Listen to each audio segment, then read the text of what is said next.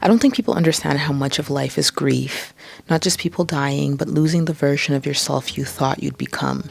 Grieving the city you had to leave, the friends you lost not in argument but in silence, the summer that will never come back, the feeling that maybe you peaked at 12 and you were reading books under the covers and believing in forever. Hello. How you doing over there?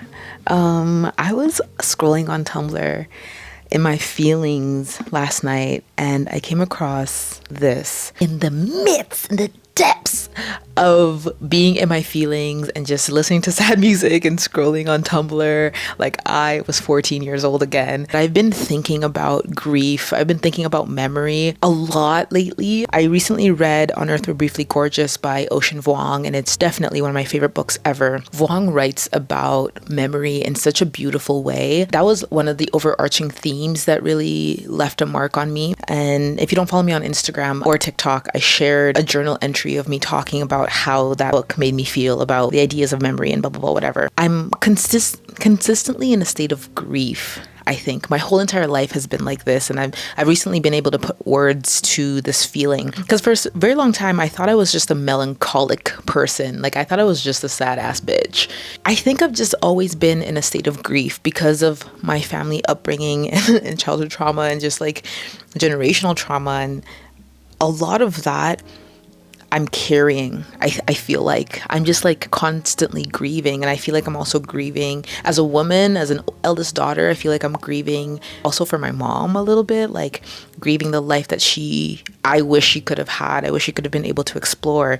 As an oldest daughter, I feel like I'm grieving the life that I could have had if I stayed at home and raised my siblings. Like, we're able to be close to my siblings. But then also I'm like, if that were the case, I would be grieving the version of life that I'm living right now, that, you know, being able to really build my own life that is mine. This Tumblr post resonated so freaking deeply with me. It's absolutely insane. I've recently been grappling with the idea of grieving a future that I thought I wanted, but realizing that that future maybe isn't something that I wanted, but people wanted for me. The human experience is to consistently be in relationship with grief, right? And it's just the process of being able to process that grief in a healthy way and realize that, like, you have that grief because you are living a full life, right? And at least that's how I'm thinking about it, so that I don't go fucking crazy. I just want to share my journal entry that I wrote after encountering that Tumblr post. Sunday, September 28th, 2025 at 2:42 p.m.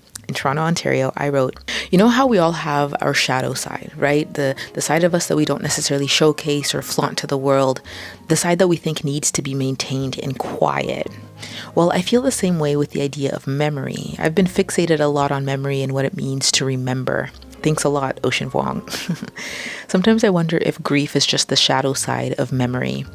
Every time I remember who I was or where I was, I feel a small ache, sort of like opening a door to a room I can never walk into again. I don't know why, but it kind of feels like the sensation of running in a dream, you know, where you think you're putting in so much effort, but you're not really going anywhere. I'm constantly grieving the little girl inside of me who I wish was loved differently growing up.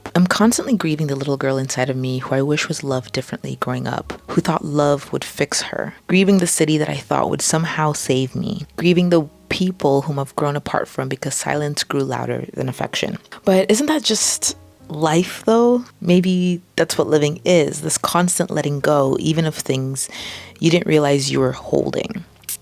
As difficult as this constant altercation with grief seems to be, it's proof, right? It is proof that I loved, proof that I cared, proof that something mattered enough to hurt when it changed. My life may be full of small griefs, but also full of love that is stretched across all the versions of me that I've had to leave behind. It felt nice to interact with that idea that I've been holding on to. You know, when I first came to this realization that, like, wow, I'm just like in a constant state of grief. It had a lot to do with like my family institution, my familial institution, and how that's kind of like set up and how I was brought up in this family dynamic bubble, whatever. Then now I'm starting to understand that, like, I'm consistently grieving because I am a ever evolving human being who has loved and lived, and the grief that I hold inside of me is just evidence of that.